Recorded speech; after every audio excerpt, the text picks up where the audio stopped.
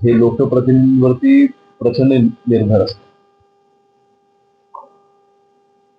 केसरकर साहेबांकडे आढावा बैठक घेतली, निलेशजींकडे आढावा बैठक घेतली, इथे मतदारसंघात देखील आढावा बैठक घेतली. उद्देश हा प्रत्येक तालुक्यामध्ये महसूल असेल, ग्रामविकास असेल, नागरी पुढे अनावश्यक प्रशासनाच्या बाबतीमध्ये प्रशासनाने काय काय तिथे उपाययोजना केलेल्या आहेत. परंतु मंत्री म्हणून आढावा घेत असताना शेवटी स्थानिक लोकप्रतिनिधींचा प्रशासनावरती असलेली स्थानिक लोकप्रतिनिधींची प्रशासनावरती असलेली पकड आणि शेवटी जर का लोकप्रतिनिधी सक्रिय असतील तर मंत्री म्हणून जास्त आढाव्यामध्ये आम्हाला तिथे काय म्हणतो आपण एफर्ट्स टाकावे लागत नाही. म्हणून कालची एक प्रखरतेने गोष्ट जाणवली. कुडाळ मतदारसंघामध्ये निलेशजींनी ज्या पद्धतीने प्रशासन हाताळलेलं आहे, प्रशासनावरती ज्या पद्धतीने पकड आहे, मला वाटतं सन्माननीय राणे साहेबांकडून त्यांनी केलेली आत्मसात गोष्ट ही त्याच्यामध्ये लक्षात येते. राणे साहेबांचं आम्ही लहानपणापासून पाहिलं की अभ्यास नेतृत्व करून त्यांनी महाराष्ट्र देशामध्ये नाव कमवलं आणि त्यांच्याच पावलावर ठेवून निलेशजींचं ते एक बाब आम्ही नक्कीच पाहिली. विशेषतः आता देखील आपण चर्चा करत असताना आपण जे प्रश्न उपस्थित केले त्याच्यावरती ऑलरेडी काम करताय. म्हणून मला वाटतं तरुण मंत्री म्हणून आज जेव्हा आम्ही महाराष्ट्रामध्ये आम्ही फिरतो, दौरे करतो, त्यावेळेस सगळीकडेच असे लोकप्रतिनिधी पाहायला मिळत नाही. अर्थातच मी देखील कोकणातलाच आहे, बाजूच्या जिल्ह्यामधला आहे. कोकणातले प्रश्न हे आम्हाला माहिती आहेत आणि अशा वेळेस राज्यमंत्री म्हणून हे प्रश्न सोडवण्यासाठी लोकप्रतिनिधींच्या साथीशिवाय आम्ही प्रश्न सोडवू शकत नाही.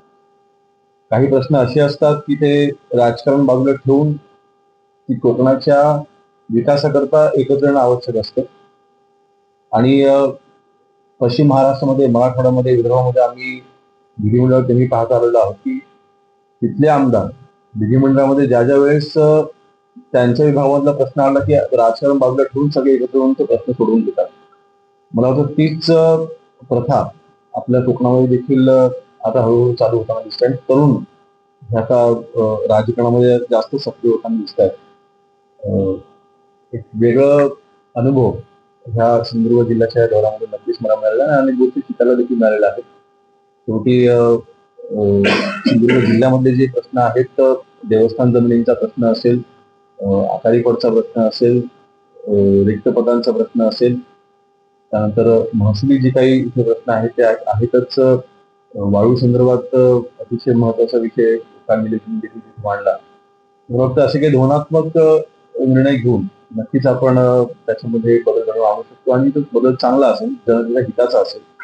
आणि माझा विश्वास आहे की निलेश जे असेल, दीपक विसर्जन साहेब त्याचा नक्कीच पाठपुरावा करतील. आणि परंतु ह्या प्रश्नांना वाचा फोडण्याचं काम निलेश आणि दीपक विसर्जन साहेबांनी काल केलंय. नक्कीच प्रश्न सोडवण्यामध्ये माझा पुढाकार असेल. राज्यमंत्री म्हणून माझ्या अधिकारामध्ये ज्या काही गोष्टी आहेत नक्कीच मी करेन. परंतु राज्यमंत्रीचा कारभार स्वीकारल्याच्या नंतर कोकणामध्ये 2-3 विषय आपण जे हाताळायला घेतले त्याच्यामध्ये प्रामुख्याने आपण देवराईचा आणि देवरहाटीचा विषय होता.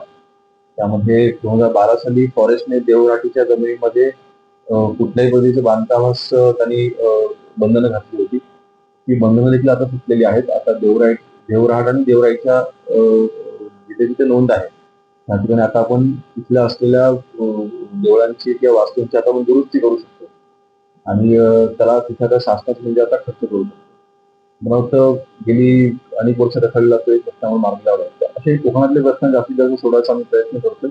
फक्त माझ्याच खात्यात असं नाही, माननीय एकनाथ शिंदे साहेबांनी जी जबाबदारी दिली आहे त्यामध्ये उदयजी सामंत साहेब आहेत, म्हणजे उद्योग खातं महत्वाचं आहे. त्यानंतर मगाशी आपण उल्लेख करत होतो की जलसंधारण खातं आमचे राठोड साहेबांकडे ते खातं आहे आणि कोकणामध्ये लघुपाट बंधारे जास्त यशस्वी होऊ शकतात.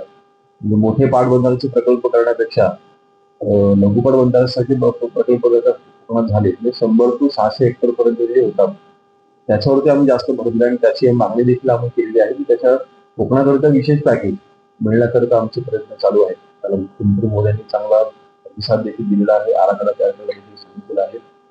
अजून एक विषय ग्रामविकासमध्ये आपण काही दिवसांपूर्वी स्वतः बैठक घेतली होती. कोकणामध्ये वाडी वस्त्यांमध्ये साठव लागतात. थोडीशी अतिवृष्टी झाली कोकणामध्ये, पाऊस प्रचंड आपल्याला माहिती आहे. थोडासा पाऊस जास्त प्रमाणात पडला की ते गावांचं कनेक्शन हे तुटतं, साठवांच्या वरनं पाणी जातं. तर ते साठवांचं रूपांतर हे पुलामध्ये करण्यासाठी आपण विशेष साठव कार्यक्रम हा आपण आता राबवणार आहोत. त्याचा आराखडा आपण तयार करायला घेतलेला आहे.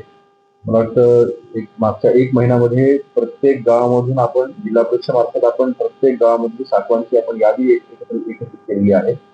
आणि आता त्या प्रत्येक साठवाला किमान आम्ही आता आराखडा तयार करत आहोत, त्याची पॉलिसी देखील आम्ही तयार करतोय.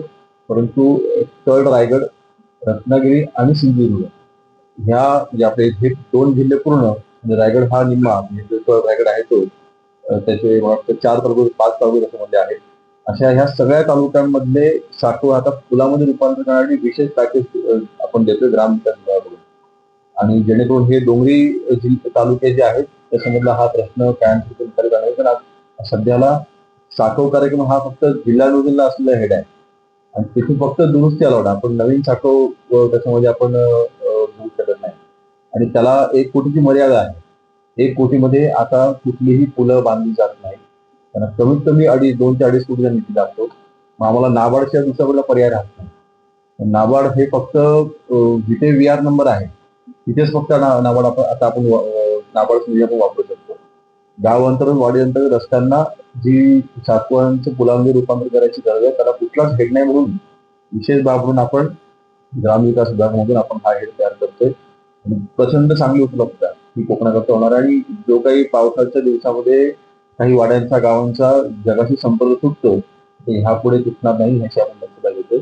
अशा एक चांगले कोकणासाठी आपण चांगले काही निर्णय आपण करून घेत आहोत.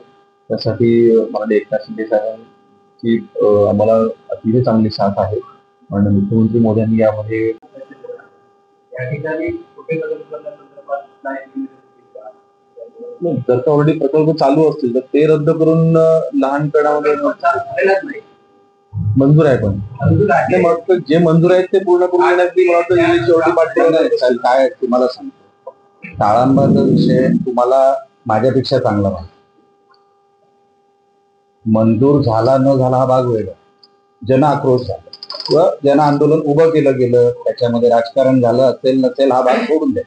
आता लोकांबरोबर बसल्याशिवाय, त्यांना ते धरण हवंय की नाही हे विचारल्याशिवाय पुढे जाता येणार नाही साहेब, लक्षात येईल.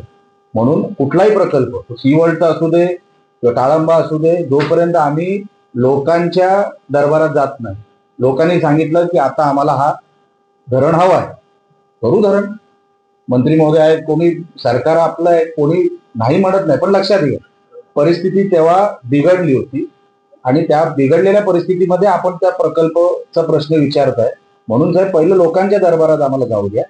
तिथे एकदा त्यांचं जनमत काय ते एकमत झालं, जनमताचं एकमत झालं की आम्ही सुरू करू. असं आश्वासन माननीय मुख्यमंत्री मोदयांनी दिलेलं आहे. आणि म्हणून कालच्या या आढावा बैठकीमध्ये मला वाटतं सरपंचांसमोर आणि ग्रामसेवकांसमोर आढावा घ्यायचा उद्देश फक्त एकच होता की अनेक योजना अशा आहेत ज्या गावापर्यंत पोहोचत नाहीत. जेव्हा आम्ही सरपंचांसमोर येऊन जेव्हा आम्ही आढावा घेतो त्यांना देखील काही योजनांची माहिती मिळते, त्यांना देखील काही जाणीव होते. म्हणून तो आवर्जून आढावा म्हणून तसा घेतला होता. परंतु पुढच्या 6 महिन्यामध्ये 8 महिन्यामध्ये पुन्हा हा फक्त तालुका स्तराच्या अधिकाऱ्यांच्या सोबत आम्ही धावता आढावा पुन्हा घेणार आहे. आत्ताच आढावा घेतल्यानंतर ज्या ज्या टार्गेट आम्ही दिलेले आहेत ते पूर्ण करण्यासाठी पुढच्या 6 महिन्यामध्ये त्यांनी काम करावं असे निर्देश आम्ही कालच दिले. परंतु नक्कीच ज्या उत्साहामध्ये राज्यमंत्री म्हणून आम्ही महाराष्ट्र दौरे करत असताना सिंधुदुर्ग जिल्ह्याचा काल आढावा जेव्हा घेतला त्यावेळेस दीपक केसरकर साहेबांचा अनुभव आणि दुसरीकडे निलेशजींची ऊर्जा, दोन्ही गोष्टी घेऊन जाते सोबत.